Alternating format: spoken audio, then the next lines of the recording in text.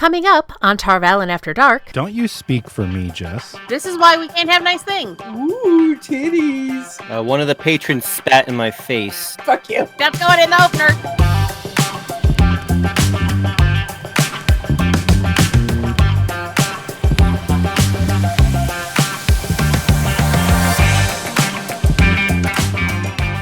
The light illumine you, and welcome to Tarvalin After Dark. My name is Jess, the Emerald Seach, and I'm here at the Thirsty Tinker, Tarvalin's most disreputable inn, located in scenic North Harbor. Hail and well met, beloved listeners. We watched episode 5 of season 3 of The Wheel of Time on Amazon Prime, and it kicked ass, and so that's what we're talking about, and you're going to take what we give you and like it. But first, let me introduce my partners in debauchery, Nameless, Kevin, and Jenny Sadai. Don't you speak for me, Jess. Hello. I speak for all of us. It all matters. Do you think that I think that this episode rocked? I don't know. I didn't watch your video Probably not, actually. Actually, I didn't think it was. I didn't think it was that bad, but I bet you I know your thoughts. I bet you I know your thoughts. It did not rock because there's one plot line that's terrible. But continue.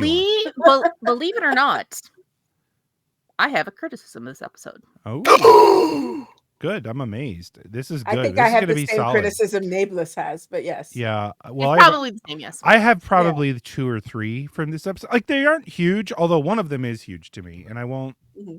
I'm going to shy away from sharing too much on it. Calm down, Nabes. You don't want to spoil your video. No, it's not that. You're I getting don't care about that. hysterical. It's Oh, he's getting hysterical. I don't want to talk too much about the rest of the season. That's what I don't talk about the rest of the season.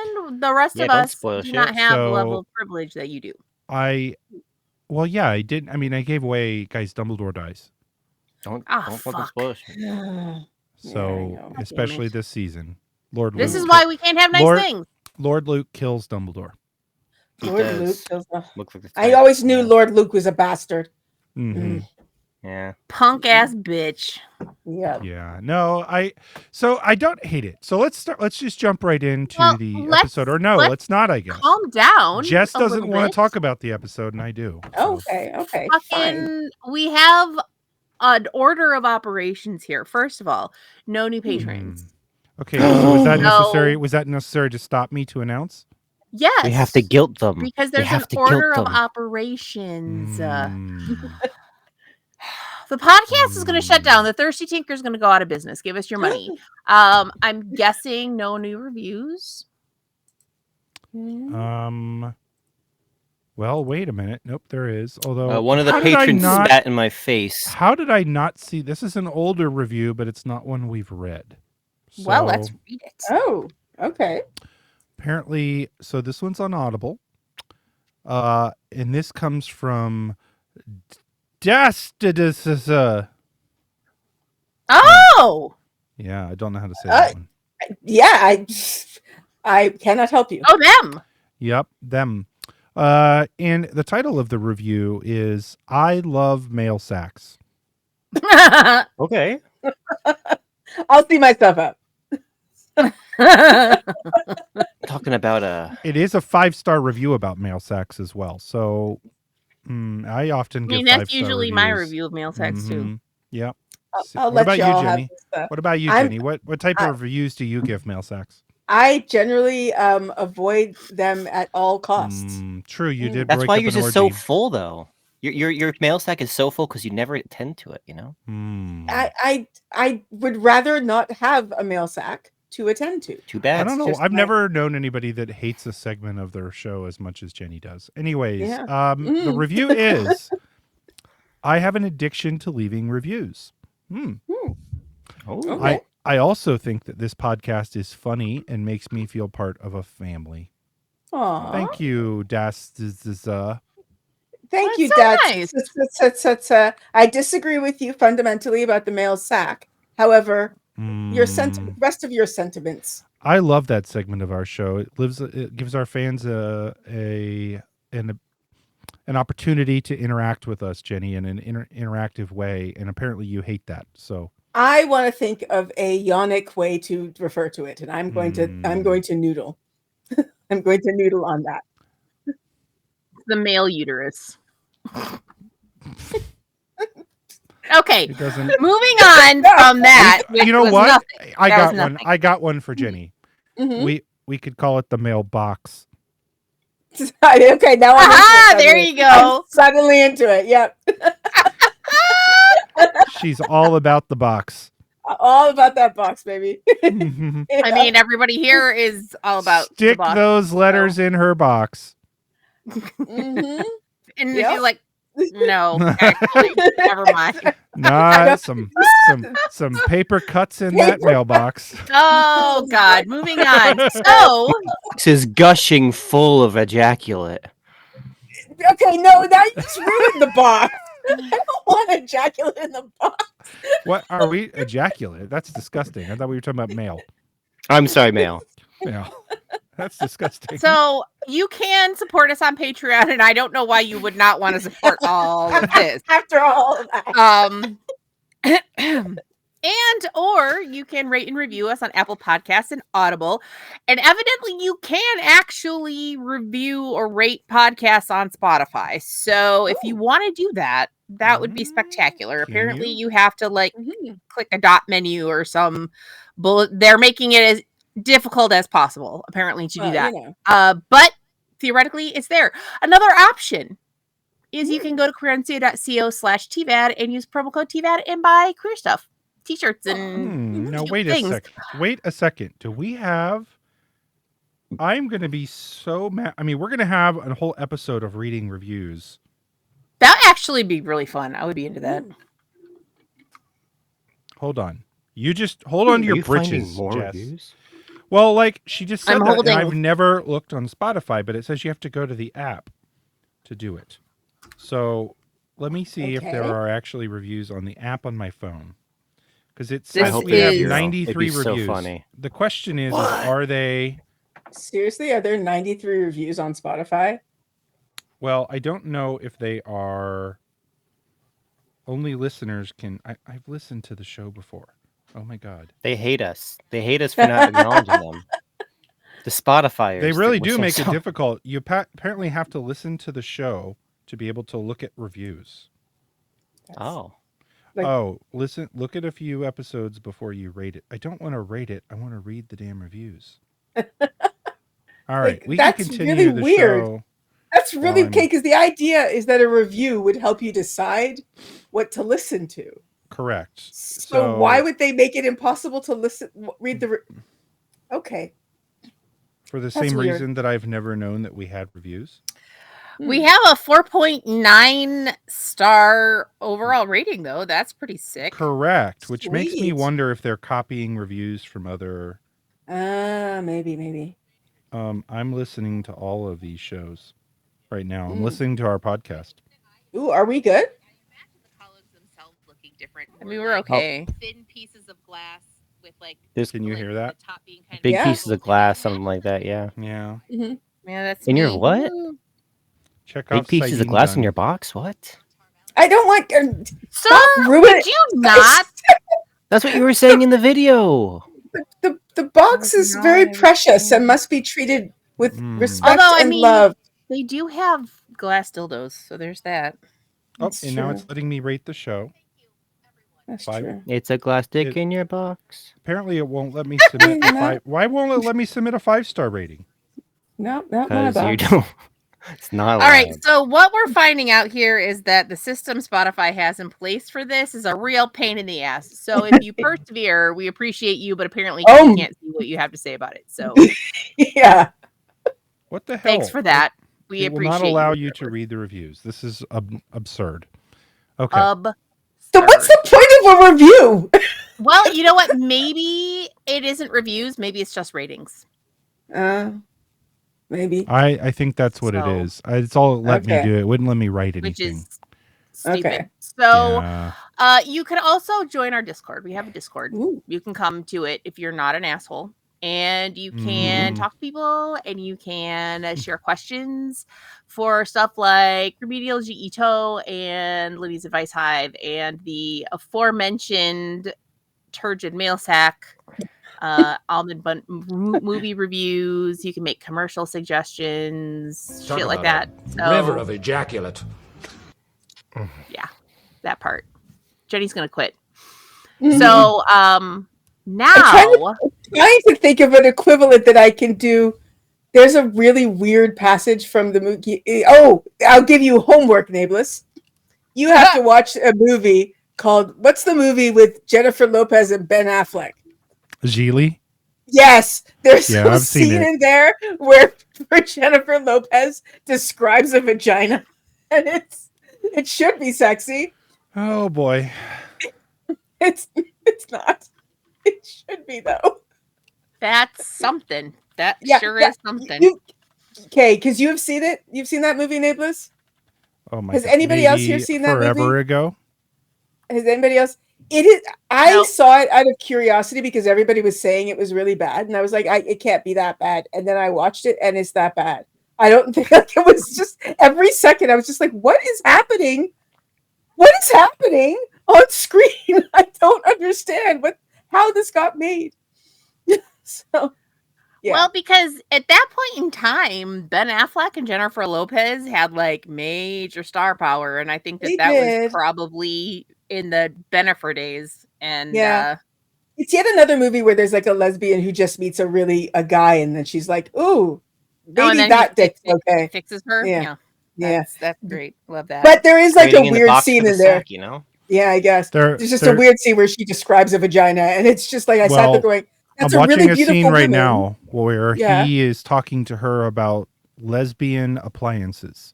Yeah, Mhm. yeah, it's weird. But like, Is it's she supposed to be a lesbian in this movie? She's supposed to be a lesbian in this movie, and she Mm. has a crazy lesbian girlfriend because that's a trope. Crazy lesbians are, yeah, that's a trope. Oh my God, So- this is the worst movie. I can already tell you. It's so bad. It's This so scene, bad. the scene I'm watching is Ben Affleck. She's doing a workout. And Mhm. while she's doing a workout in her apartment, he is describing why a penis is better. And he's making a fist like this.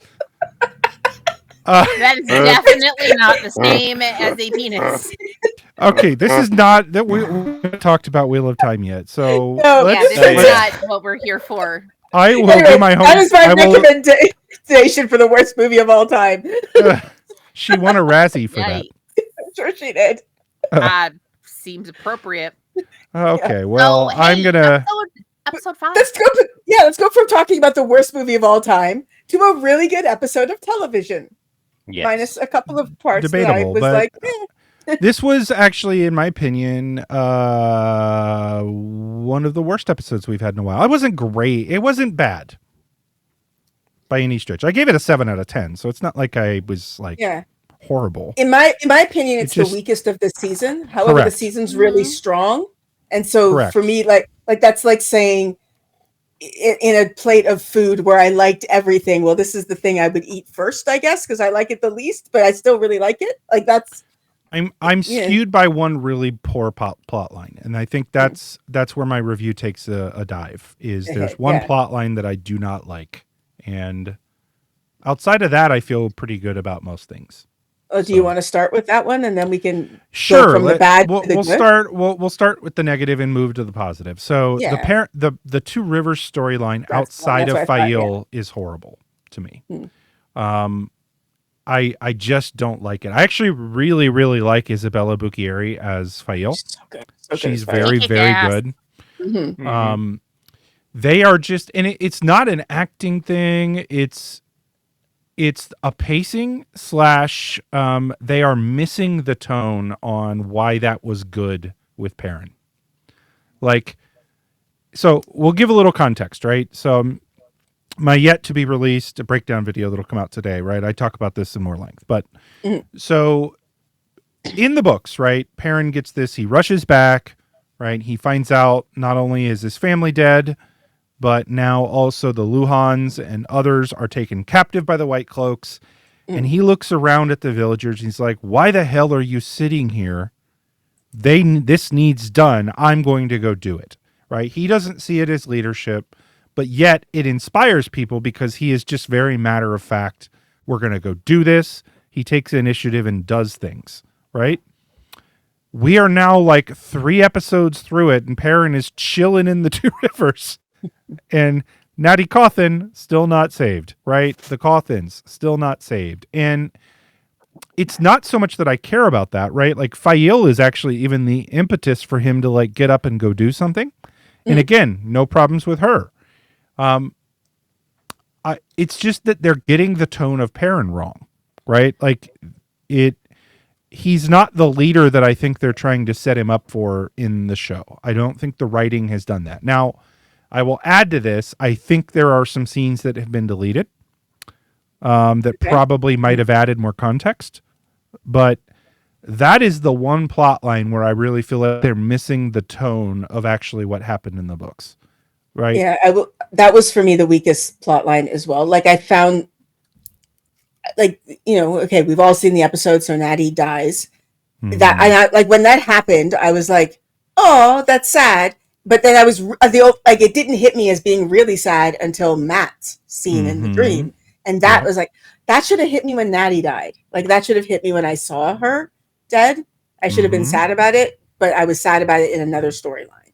And I found myself when we were there in his scenes just wanting to go to the other parts.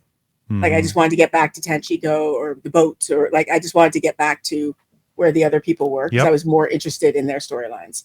And again, I guess like you said, it's not. There's nothing I haven't thought about it as much as you, to be honest. But it just wasn't. There was not a reason for it. I was just like, I don't know. The White Cloak camp didn't seem that scary, and even like when she died, I was like, oh, okay. Valda seemed creepy though. Like the second every time he was on screen, I was like, okay, this guy needs to be introduced to Abdul Salas is awesome. Yeah. And Dane needs to lay out. He needs to lay out the sauce. Well, that's pretty straight on from book the accurate. books. Yeah, although it's more book accurate after this, but yeah, like they're also good luck redeeming any of the White Cloaks at this point. Like they just burned a lady alive. Yeah, I mean that's not the first time they've done that. I mean, that's correct, kind of but it's the first time a non-questioner has allowed it, basically, right? Like, and it was just I don't want to point at anything. I'll tell you the little Twitter thing going on with, which is really ridiculous to me. It's not necessary. Yeah, it's just but that whole thing, like I don't care about Alana and Maxim getting a lot of screen time. That doesn't bother me in the slightest bit. No, I'm just gonna say this was weird to me. I was more interested in what was happening with them than what was happening in the White Cloak camp. Correct. That's because I think I'm more attached to the actors, and yeah, like I said, it's hitting the wrong tones. It's not that it's so much that it's really bad, but like they're missing out on what I think is the peak of Perrin's character. Perrin is just like letting things happen to him right now. Maybe that's it. He's being very passive. Maybe. Yeah, I don't know. I don't know what it was. Yeah. I wonder if that's the point. That like he's not stepping up yet, and he's going to later. Nabes don't say anything. I know. When the minute you start talking about the future, I stopped looking at him. I didn't look at him. I'm so afraid to look at his face. Like I wonder. I wonder if that's the point, that he's being really passive, and then at some point in the next 3 episodes, he's gonna get off his dead ass. Maybe that's part of Fail's influence. Like she's the one who said we gotta fucking move, and then he moved. Like maybe she's gonna, I don't know, kick him in the ass and be like, get your shit together. I don't know, but I hadn't considered that plot line to be. I would be really interested to know what non-readers think about those scenes. The ones that I talked to, I didn't even plant this, thought that they're the most bored with that. All right, fair enough. Now, that's the other thing is I don't think they've, if I'll add to this is more of a previous episodes thing, but I don't think they've established the stakes of what's going on. Like we haven't seen a Trolloc yet, right? That's true. So you've heard about these things, but you haven't seen a burned farm. You haven't seen dead villagers. You haven't seen why the White Cloaks are necessary. You haven't so remember in the books, we got the scene where Perrin went to visit where his family was and they were all dead. Okay. Like you got to see some of that. We don't really feel the impact of what's going on. And because of that, there are no stakes. Right. Yeah. That's why I said I just feel like they're missing the boat on that one plot line. There are little nitpicks and everything else, but like by and large, that's the one I'm actually like disappointed in. See, that's really interesting because I didn't have any issue with that one. My issue was actually with Egwene's dreaming stuff. Oh, interesting. So I had issues with that too, but yeah. Oh, I Go like ahead. that stuff. Okay. Because yeah. it felt like you didn't get the impression that any time had passed. You know, it's not like it had been days or weeks that she had been working with the wise ones. It's just, it seems like the same day that she walked the dream for the first time, all of a sudden she's guiding Moraine into the dream world. And then she's going and hopping into everybody else's dreams. And I just thought that that was weird and rushed. You know, not enough for me to be like, I didn't like it. I was just like, that was a weird way to handle it. You know, maybe it was just Egwene being precocious. That's how I because Melindra did say, Mullane. or not Mullane, rather, did say that, you know, if you want to be someplace, just believe that you're someplace. And so she believes that she's in Moraine's dream, and then she believes that she's in Swan's dream, and then she believes that she's in everybody else's dreams. You know, maybe that's what it was, but it just seems like, you know, not that I want to be, I'm the furthest thing from a book purist, obviously, but you know, it took more time for her to get to that point. And like, obviously we don't have a lot of time for that, but it's the only thing so far this season that felt rushed to me. So, okay. And maybe it's just because Egwene's training montage with the wise ones is one of my like top plot lines. Maybe that's part of the issue. I don't know. Yeah.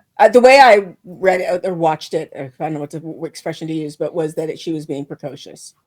Because the minute they said don't go into Teleron Riyadh without us or without us saying, I was like, well, she's going to do that. She's definitely going to do that. She's definitely going to do that. 100%. Exactly. So when she I can accept it, I'm not going to do it. Yeah. But I can accept it. Yes. Honestly, I accept that you don't want me to do that.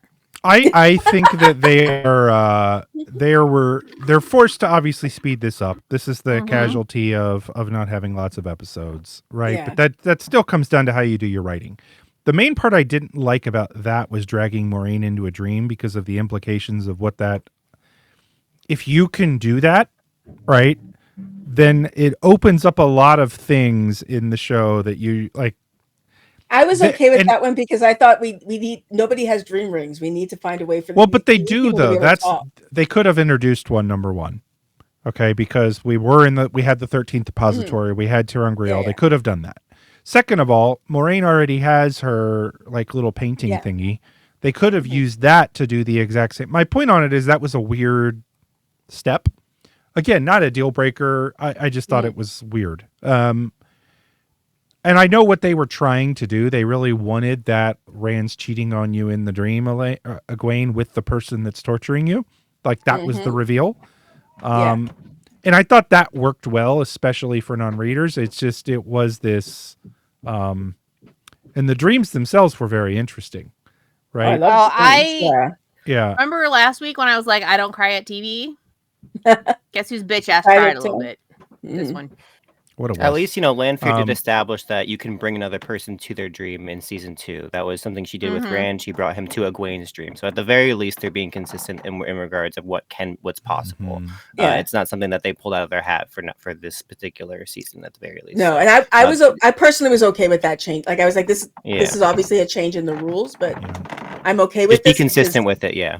Yeah, it wasn't even the fact that it happened that was an issue for me. It's just that it's like all of a sudden she could do it. And it was like, and it wasn't like if they had done something to establish the fact that she was excessively eager, or they had further established, because, like Mullane said, she's too eager. She wants to do too much too fast, but like, I feel like there wasn't enough to really establish sort of a precedent for her doing this. So, like, I feel like there was more they could have done. If it's supposed to be her being precocious and naughty, then, like, I feel like there's more they could have done, and it theoretically wouldn't have taken that much time to lay more groundwork for that. I'm not a writer. I don't know how they would have done it, No, but I see. I can see what you mean there. Yeah. Well, I will add, here's to your point, Jess, and again, we've yet to see how it plays out the rest of the season, but I think that the thing I would offer up, I'm not sure that they needed to get to that level of expertise with Teleron Riyadh this season. Okay, so like what I'm saying is I don't think that needed to have a really fast ramp up and learn it all, because if you really think about what happens in the books for the next couple seasons, there isn't a ton that Egwene has to like master until. yeah, I suppose that's fair. Right. So my point on it is really, I don't think it needs to be done this season. So they could have stretched this over a longer period of time is my point. They could have. Yeah. My thought on that. Okay, go ahead, Jess. Oh, I was going to say they needed to get Maureen and Swan. Like, I feel like they needed to get Maureen and Swan in the same room, and that was a good way for them to do it. I don't. But they even still have their that. still have their previously established Terran Grial that they could have done it with. Is my point. But does Maureen have that with her? She could have. For all we know, they could have just had it with her. So it is one of her belongings, and it's interesting too because Swan, and it was a very blinker you miss it scene, but was like sniffing and smelling a letter that I assume was from Maureen, right? Yeah. So it implies a little bit of we've already been communicating somewhat, or is that a love letter from years gone by? But I thought it was the one she was writing from the previous season, but I could be wrong. And it could be, right? You don't know what it was. They never really extrapolated into it. But all I'm saying is there were other ways they could have done that they didn't have to do it that way is my point. Yeah. What I was going to say, I think one of the reasons, I'm totally reading into intention here, is they are doing it with the wise ones with Egwene, because the idea is that at some point, if they go here, a bunch of our characters are going to be jumping in and out of the dream world. And we need to have established the rules at some point before that happens. So we don't have to like have a lecture for Nynaeve and Elaine when they have a dream ring in their hand or something. Like we need to know. And someone who has some modicum of, I don't want to say expertise, but who sort of knows what's going on. Yep. Yeah. Which again, I just feel like it could have been spread. They still could have done that because that's basically what was going on. Now, the other thing that I think was implied by this episode, and I don't think definitively, but I do think it's a significant part of his character, was we haven't really seen, like, this was the first wolf we'd seen outside of a dead wolf in the camp, right? But, first wolf we've seen, and we really haven't seen any hints of the wolf dream being a thing. No, not at all. Right. And it was even implied, like I was almost expecting while I was watching this for Perrin to recognize Egwene. Me too. Okay. And that be the one time where it's like, oh, there's a little clue that he can see it. Yeah. Right. But it would have been too narratively distracting, though. Like the point of the dream was the dream sequence. Like I totally agree. It would have been a really cool thing, but narratively, what they were building towards, it wouldn't have fit. It would have been too distracting. Oh, I agree. I just don't know that we're getting Wolf Dream, is what I'm saying. Like, it doesn't seem like it's there. Perrin's arc is so compressed. There's it's so true. little. It's really is compressed into one book. It's like his entire arc. His entire arc is in the Shadow Rising, and then it's just we forgot about him. If the point is to have him start learning dream stuff in season 4, that I think is the move that I would probably be more accustomed to. But yeah, I did notice that. Yeah. It's just interesting because Perrin of all the characters is the strongest in the dream. Like he kicks Egwene's ass in the dream, by the end of the books at least, right? He's teaching her things, I guess I should say, which they may, and that's partially because Perrin enters the dream in the flesh and, different things too, but he has a different understanding of it. But albeit he seems like the most powerful in the dream by the end of the story. That being said, like we've started off talking about negatives.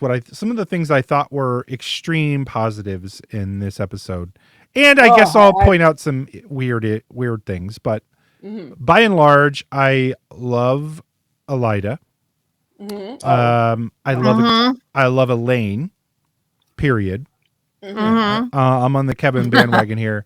Kira Kevin Coveney. nodding vigorously. Well, Kira Coveney is just awesome, and I'll tell you something that Seriously. I think the show is doing extremely well. That I think is very difficult. That even Brandon Sanderson did not do well, and that was write Matt. Yes. Yes. Mhm. Matt, I've Mhm. always said I think is the hardest character to portray / get right from a. Mhm.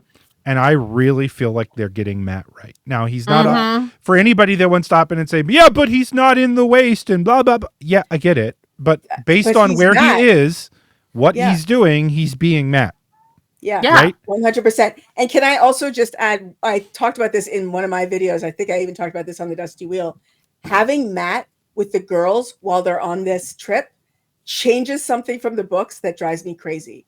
Because I when I first tried to find the Wheel of Time fandom, I went to Reddit and was immediately like, holy shit, did I read these books wrong? Because everybody just was like, the women bad, horrible women. I hate women. They're terrible. Women. And one of the things was every time the women are going anywhere, all they do is fight and bicker. Women are bitches.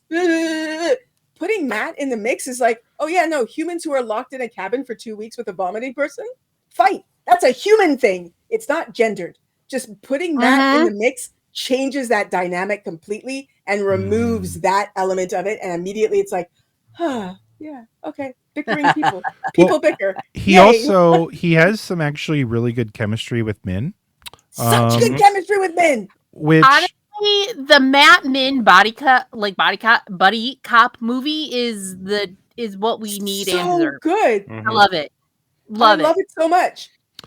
obviously Never would have that's known I wanted it, but now I want yeah, it's definitely Yeah. different. it. And ironically, of all of this, I don't think it would have happened had Barney not left in No, season 1. probably not. I Probably do not.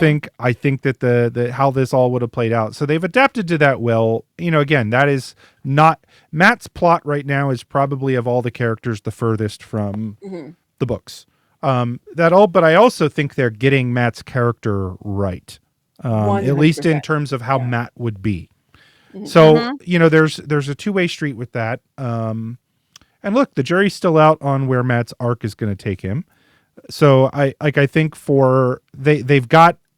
they were stuck. They had to write themselves into a corner with Barney leaving and all of the people being in different places, et cetera, et cetera. But by and large, I think they've got the plot heading in a good direction. It'll be interesting to see the way it plays out. The other piece. And what I will say is that my mother always says that the universe tends to unfold the way it should. And I feel like one of the best things that happened to that show was Barney leaving because he was fine in season 1, but I didn't want to say anything at the time because everybody was like, oh my God, Barney, we love Barney. And I was like, he's okay. And I like what they did with his character, making him a little bit darker, but it's just sort of like, everybody's like, he's Matt. And I'm like, no, I don't feel like he is. Whereas Donald Finn, the minute he showed up on screen, I'm like, that's Matt. Yeah. I always said even I when never he was got all attached. sad emo boy, I'm Yeah. like, that's Matt. I never got attached to Barney, and I'm pretty sure it was because I knew he was gone before the show even aired. But the second I saw Donal, I was like, "Oh, that looks like my Matt. That looks like him." Mm-hmm.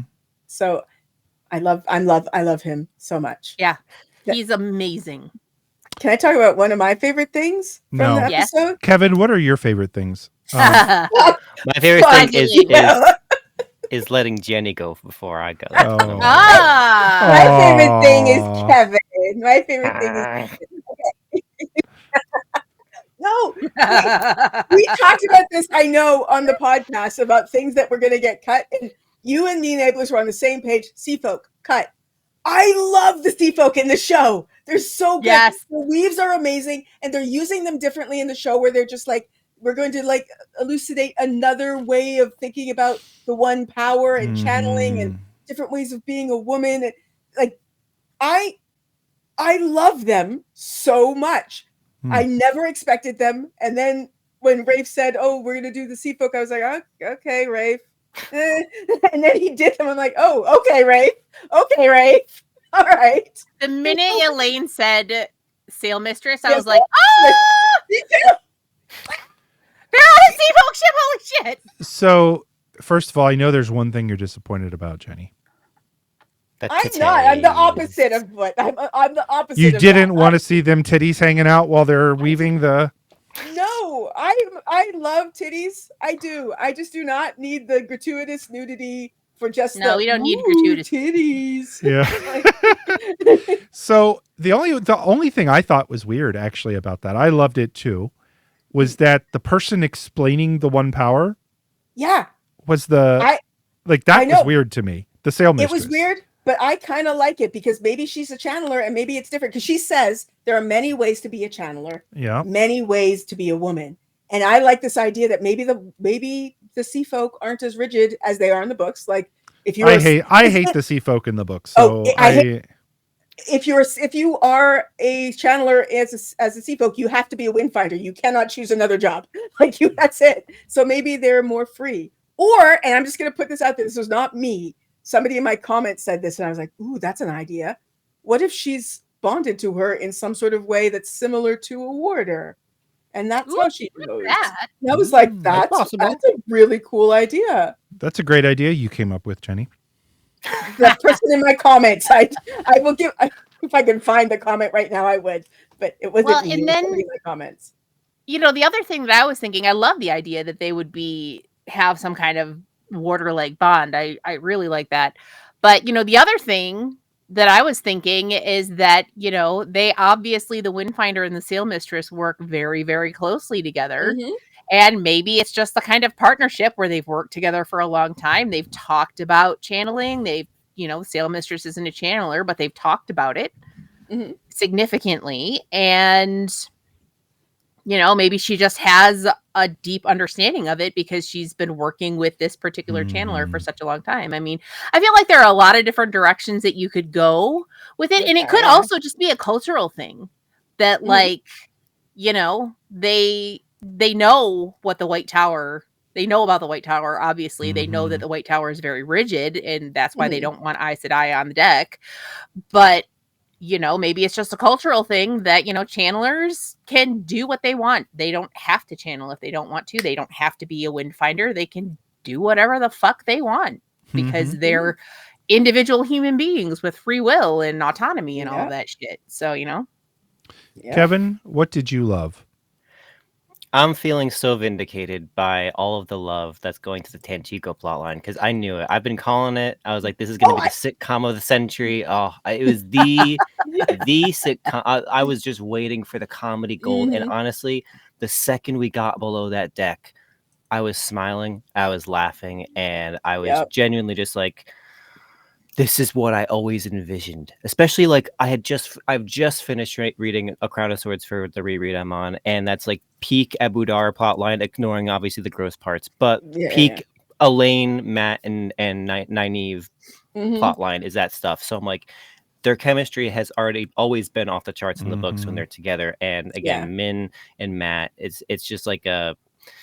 I think Min was the one character I was personally still holding out to see fully on screen, because she's had so little screen time as well, that I was like, I'm waiting for the day that I'm like, she feels like, oh, this is 100% Min without a doubt. And she kind of achieved it with this episode for me. Like the last kind of pieces that I was waiting for to click in place did with her dynamic. And I just, even the small moment of Matt saying that he trusts that she can be trusted. It's such a small but really, really well earned moment of saying, yeah, Matt does trust her now. He accepts her reasons for betraying him, and he knows why she did it. But all he had to do is say, yeah, we trust her. But we get all of that.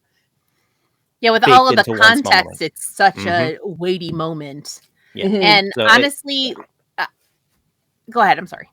No, I'm just purely just. It's just I don't think I have I didn't have a negative to say. I thought it was a different kind of 10, but for me it was still a 10 at episode 4 was, if that makes sense. Like they I can see that. Yeah. They didn't add up to make the same 10, but they're different kinds of 10, and I think it was largely bolstered by how satisfied I am with the way the Tanchico stuff is going so far, even just off the ship. Yeah, I had a few comments on one of my videos saying that they found it so interesting how book readers were so blown away by episode 4, because this was non-book readers. A few people saying, Episode 4 was good and it felt epic, but I liked episode 5 more because I got to know the characters more. I'm like, oh yeah, that makes Mhm. sense. Because episode 4 is not about the characters really. So Yep. yeah. I enjoy that this season we've gotten to know Min a little bit better, and like the little bit of time that she has been on screen, she's been so good. All she did, she comes on screen for like 5 seconds, takes a drink out of a flask, and I'm like, yes, yes, yes. Yes. This is peak Min. This is perfect. Yes, get your drink. My girl, you are stressed out. Like just when she leads Matt to Swan's study and then stands there and then like awkwardly leaves, like it's so good and so funny. And she's just like, I don't know, she's a little bit stressed out and she's a little bit high strung and like, I don't know, I just love it. I feel like she has more personality than she did in the books. And I enjoy that. And like her little rundown as they were getting off the boat, like, okay, don't do this, don't do this, don't do this, especially you, princess. Like, just you're getting more of, Elaine's walking around more of the, like, this is the experienced world weary Min that we know who's older than the rest of them and has seen some shit, Yeah. So yeah, I'm enjoying that. Okay, so I'm curious what you guys think is going on with Adelius.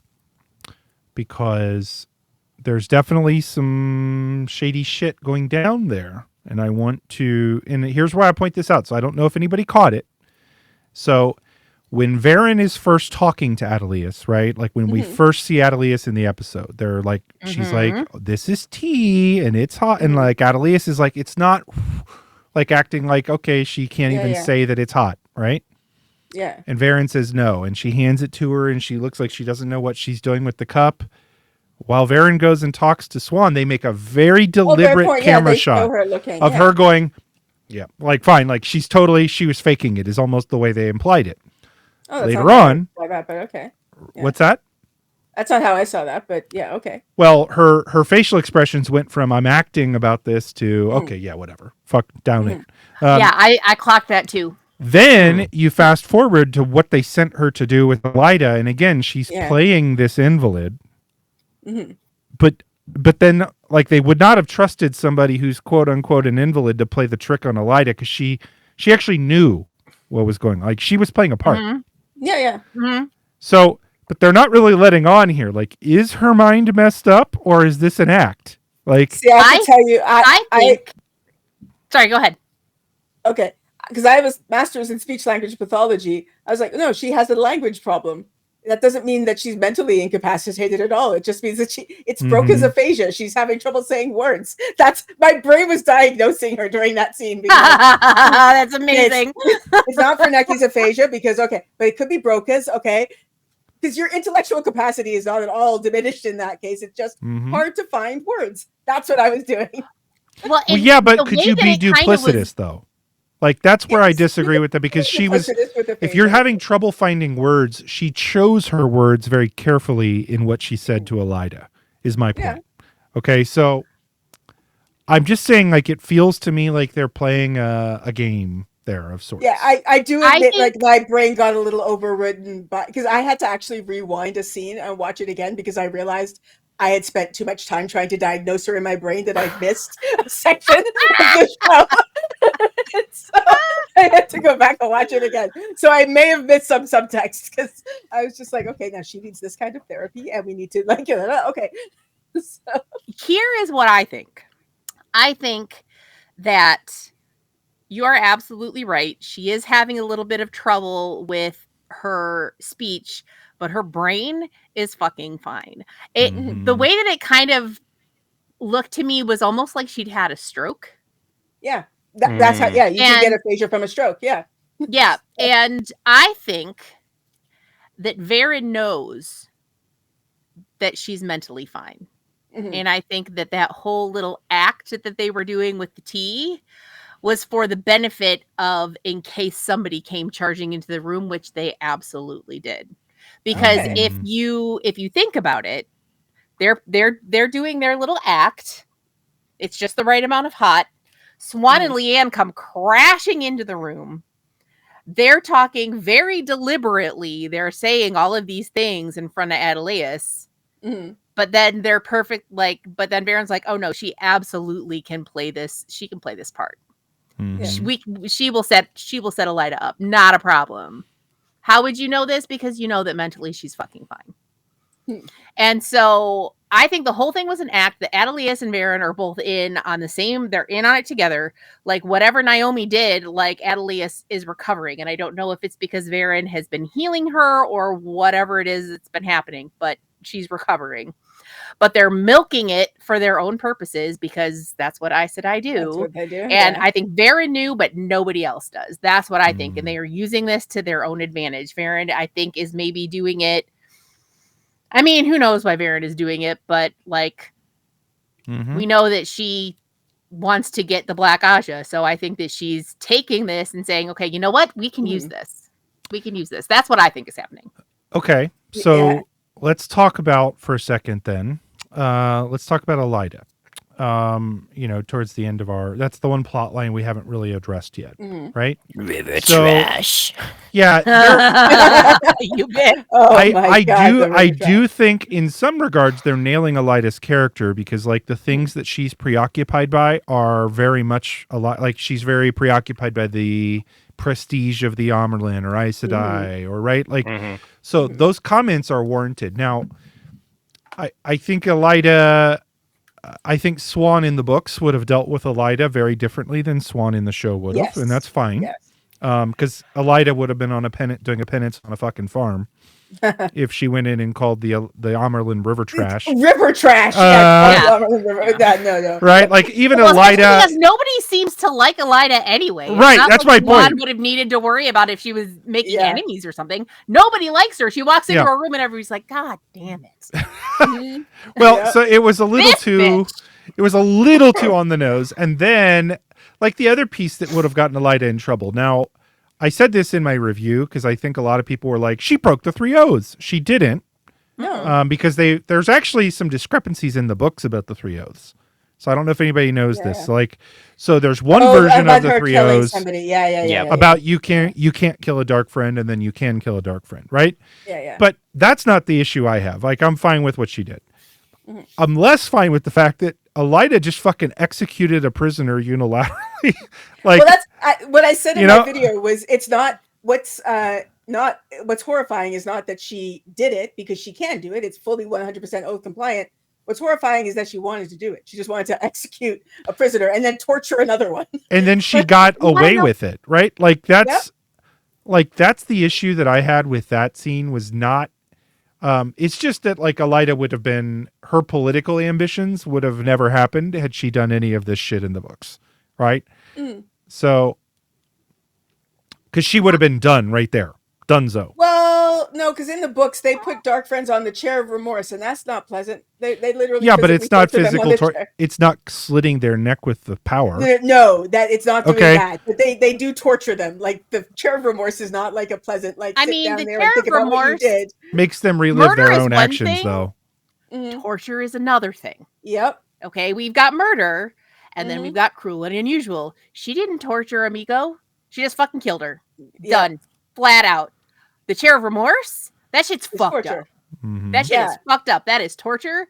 That is an aggravating factor. That is like, I watch a lot of true crime. And when you add that kind of aggravating factor, your sentence is much worse. Like what she was doing to Joya. But what I think that this works. And it doesn't align with the politics of the tower in the books, but it is setting Elida up to appear to be stronger than Swan because we're obviously setting it up for the coup, right? Like Elida is willing to do shit that Swan isn't. And kind of objectively, in a way, that does make Swan weaker in this particular in the environment of the Black Aja and them like coming out and fighting other sisters in the tower and all of this other stuff. Swan's losing the plot.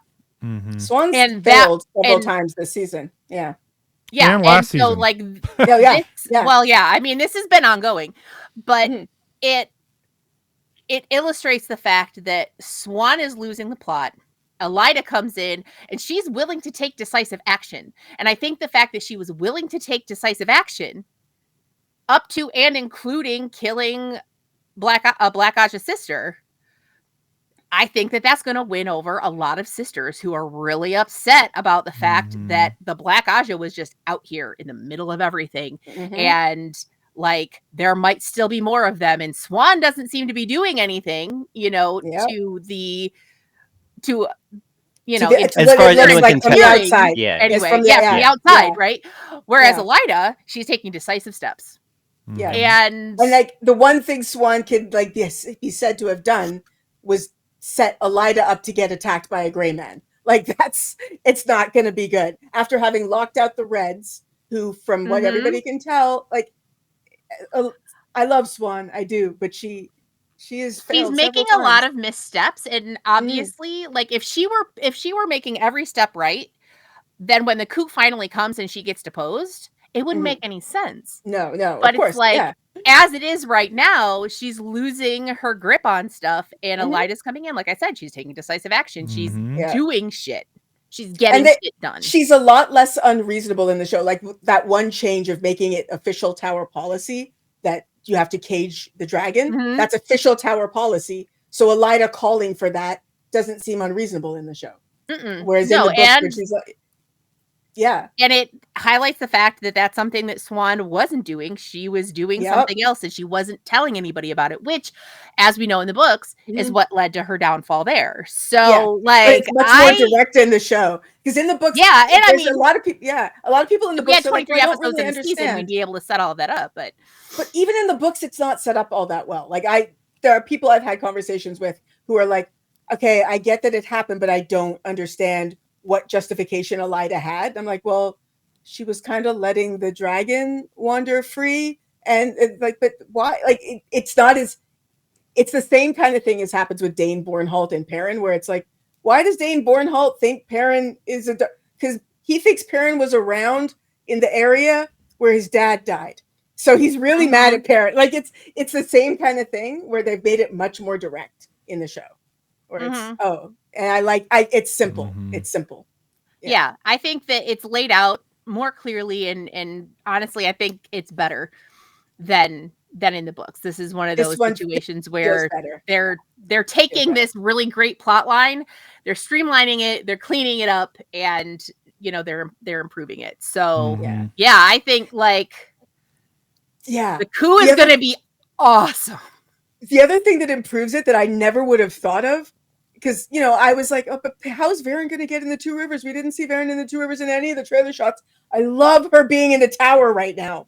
It's so, I don't know if it makes a difference for non-book readers, but as a book fan, her being in the tower makes every scene she's in is juicy. It's like every word she says, I'm like, what? I want to read like everything she does. It's so cool. Oh yeah, my Show Varen is like, I've always loved Varen in the books. She's a fucking legend. She's an icon. She is the moment. But like Show Varen, I've been very clear that Egwene is my favorite character. Varen might be starting to edge her out in the show because, like, so good, so juicy. I will not don't you dare. Okay. But yeah, it's I also really like Varen being in the tower, and I think that she has more to do, and it's more interesting to have her in the tower than to have her in the Two Rivers. Yeah. Also, I really like that they made Adelius her sister. Like, I think that whole thing is great, and you know, obviously we're full spoilers here. Like, we are establishing their relationship very early on, and so later when Adelius dies, like, that's going to be powerful, and it's going to be additional motivation for Juicy Varen. Yes, Juicy Varen. It's going to be additional motivation for her tea party, because it's sort of like, okay, so she offs herself after giving this information to Egwene, and it's like, okay, was that absolutely necessary? Maybe not. Maybe she's just like, okay, you know what? I've done my job and I'm done with this bullshit. But like, she's lost her sister, her closest friend, her only family. the fact that she's done her job. She's gotten all the information that she can. She's handing it off to the person who can do something about it. And now she's done. She's going to go find her sister. She's like, well, she offed herself not because she wanted to. She offed herself because that was the only way she could give the information to Egwene. She had an oath. Right. Yep. Yeah, because it was within the hour, within the hour of my death or something. Yeah, like she that. actually didn't want to die. That was why when she left the letter with Matt, she was like, I might be coming back. Yeah. She thought she could figure out a way around her oath, but she couldn't. Yeah. Thank you for reminding me of that because it's been a minute and I didn't remember that part. But still, it's going to be very impactful. Yeah. Oh, it's gonna rock. All right. Final thoughts as we wrap up. I want to talk about Nynaeve just because I have to because I love Nynaeve, but I thought that it was just going to be an Easter egg from a previous episode where she looked at the boat and was like, "Isn't there another way?" Because I was like, "Oh, that's just an Easter egg." Because Nynaeve is seasick in the books. I didn't think we were going to get like an extended boat sequence of her being seasick on the boat. So funny. I told my husband I never thought that I would be delighted to see someone throwing up into a bucket, but I am absolutely delighted. Yes. I hate throwing up on TV shows, and it was so funny. It was so funny. And then when Matt's like, they made us come down here so that Nynaeve wouldn't throw herself overboard, and she's like, "Oh, is that an option?" Yes, her humor is so good. Also, that Windfinder is like my new favorite character, just because she took one look at Nynaeve and was like, "Yeah, we'll risk it." That poor girl. Rules be damned, she cannot go back in the cabin. Yeah, that girl is sick as fuck.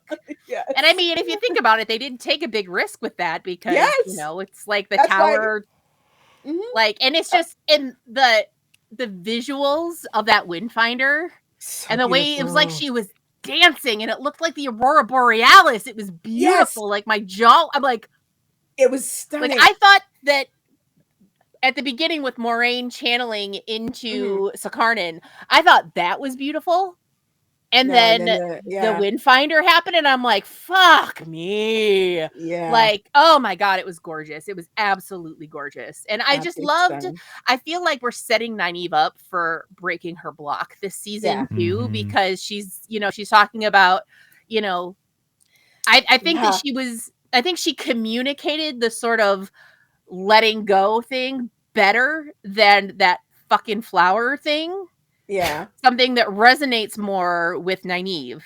Yeah. And maybe it's less of a surrendering thing and more of a sort of flowing with it kind of thing, which like Nynaeve is never ever going to really surrender to anything. She is of the mountain. She plants her feet. I just loved everything about the Seafolk. Everything that they did. So good. It was so good. And do I love the Seafolk? Like that was just me. Do I love the Seafolk? I liked the Seafolk in the books. I thought that their whole like flip the script kind of bossiness thing was kind of interesting, and I don't know. I kind of liked them. I didn't like hate the Seafolk, but I liked them in book 4. And then when they returned, I was like, oh, why stop being? I hate you now. What happened? you were cool. What happened? It's like Not Gawain. You were cool. Yeah. What happened to you? Be cool, man. You little bitch boy. That's how I felt about the Seafolk. All right. Any other thoughts? Yeah, Kevin, thoughts? You haven't talked much. Pirate Elaine. That was so good. That's all I gotta say. Like, the whole dream sequence was like, I got a little glimpse. Yeah, we were talking even about that, like the Moraine Swan scene of the Moraine Swan scene. I will find you in the next life. Every life stabbed me in my heart. And I will wait for you. Stabbed me in my heart twice. Like, do you ladies do you like the running theory I've seen floating around that this is implying Swan is taking Tom's place in the rescue? I like that idea a lot. I like that idea a lot. Yeah. I like it a lot. I like it. And it's just sort of like, why don't you rip my heart out of my chest and throw it on the ground like you're fucking Leandrin? Like, Jesus Christ, my heart. And like, Elaine's dream was so nice. I'm just like, aw, she's free on the show ocean, theories are fun, and her girlfriend is there. Yeah. Aw. And then like Perrin is so happy with his thing, and then Hopper's there, and then I cried, and Elnor. Nynaeve was dreaming about Elnor. I know. Their dreams were my God. She dead. I mean, theoretically speaking, she Fuck never you. existed to begin She with. said but never existed. Fuck you. That's going in the opener. Fuck you. All right. Now I know. That has been a show. Mhm. I Sure guess. has. It has been a show. It's been All something. right. It's been something. Mm. Oh, Ew. thanks everyone for joining us here on Tarvalon After Dark. I don't know what that was. That was some bullshit right there. That was weird. Applying the wrong syllable or whatever you were doing there. I don't The know. emphasis. It on is the wrong emphasis. syllable. I am very good at podcast. Hmm. Thanks everyone for joining us on Tarvalon After Dark. We hope you had a good time. Of course you had a good time. We're amazing. As always, new episodes drop every week on TVAD Tuesday or not. Probably not. I'm going to do it this week. I swear to God. Make sure to follow the show on Twitter and Blue Sky at Tarvalon Dark. And if you want to support the podcast, and obviously you want to do that, check out our Patreon, patreon.com/Tarvalon After Dark. Rate and review us on Apple Podcasts and Audible. Evidently only rate us on Spotify, but still, that would be nice. And you can go to Corentia.co/TVAD, use promo code TVAD, get delicious, beautiful, gay wardrobe choices for your hot gay summer. Thank you for joining us here at The Thirsty Tinker, and until next time, keep it real.